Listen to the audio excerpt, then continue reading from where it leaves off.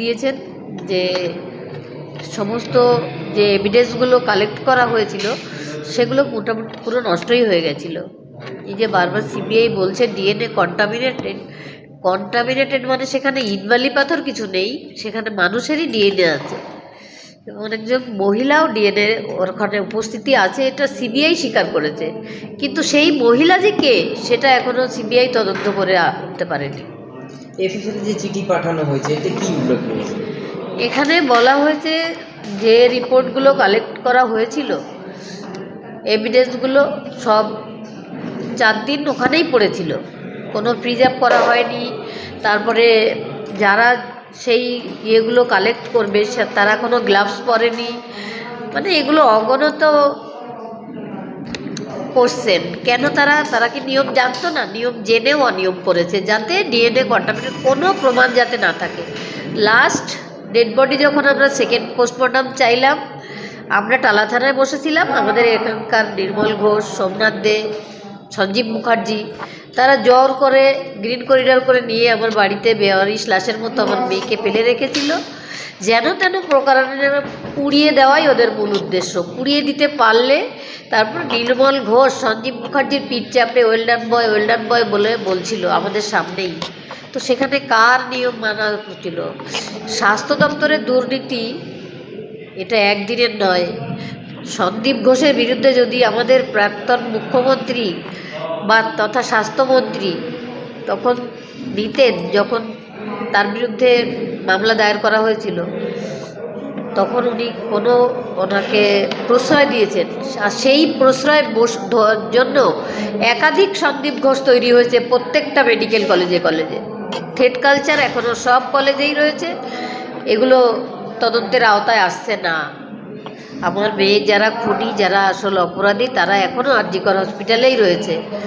তেমনি সুমিত রায় তফাদার, যেমন স্বাস্থ্য সচিব নারায়ণ স্বরূপ নিগম, তিনি এত বড় একটা ক্রাইম ঘটল, সেখানে পিজিটি রুমটা আর তার সংলগ্ন বাথরুমের বেসিন সব ভেঙে দিলেন। সেখানে 29 জন পিজিটি সবাই সাইন করলো।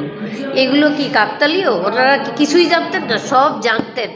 এগুলো সব যাতে কোনো প্রমাণ না থাকে সেই জন্য এইসব করেছিলেন। এবার স্বাস্থ্য সচিবকে কে দায়িত্ব দিল? স্বাস্থ্য সচিব নিজে থেকে এগুলো করলেন? এগুলো স্বাস্থ্যমন্ত্রী মমতা ব্যানার্জি তিনিই এগুলো করিয়েছিলেন সমস্ত। তোমার ভিসেরা স্যাম্পল নষ্ট করা হয়েছে বলে একটা অভিযোগ। হ্যাঁ, এটা আপনি প্রাক্তন মুখ্যমন্ত্রী নির্দেশেই করা হয়েছে, তার নির্দেশেই করা হয়েছে। কার নির্দেশে? ওই প্রাক্তন মুখ্যমন্ত্রী তথা স্বাস্থ্যমন্ত্রী তথা পুলিশ মন্ত্রীও তিনি, তার নির্দেশেই সব কিছু হয়েছে। এবং তার ভাইপোও ছিল, কার্তিক ব্যানার্জির ছেলে আবেশ ব্যানার্জি, সেও উপস্থিত ছিল, সেও আমার মেয়ের খুনের সঙ্গে যুক্ত। এটা আপনারা অভিযোগ জানিয়েছেন? হ্যাঁ, আমরা মে মাসে একটা চিঠি পাই। চিঠি পেয়ে যখন যে আইও ছিল তখন সীমা পাহুজাকে চিঠিটার সঙ্গে সঙ্গে পাঠাই, কিন্তু কোনো রকম তার প্রতিক্রিয়া না দেখতে পেয়ে যিনি আমাদের এই ইনফরমেশান দিয়েছেন তিনি পুনরায় স্পিড পোস্টে আমাদের কাছে আরেকটা চিঠি পাঠান। 7-8 দিনের মধ্যেই চিঠিটা চলে আসে এবং সেখানে পশ্চিমবঙ্গের প্রাক্তন মুখ্যমন্ত্রী এবং তৃণমূল কংগ্রেসের নির্দেশে যে এই সিএফএসএল মানে বেলেঘাটা সিএফএসএল তারা যে তথ্য প্রমাণ লোপাট করার জন্যে স্যাম্পেল